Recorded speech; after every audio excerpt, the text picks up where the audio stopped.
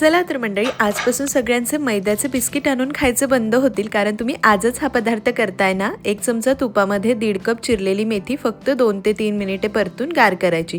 ताटात 2 कप गहू पीठ, अर्धा कप रवा, 1 टीस्पून ओवा, चवीनुसार मीठ, अर्धा टीस्पून काळी मिरी पूड, अर्धा टीस्पून जिरेपूड, अर्धा टीस्पून लाल तिखट, पाव टीस्पून हळद घालायची.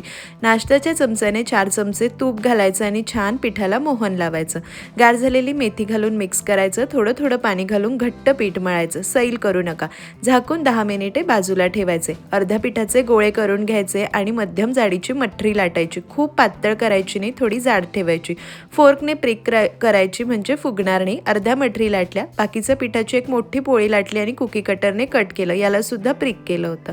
चांगल्या गरम तेलामध्ये मंद आचेवर मठरी छान खमंग कुरकुरीत होईपर्यंत तळून घ्यायच्या.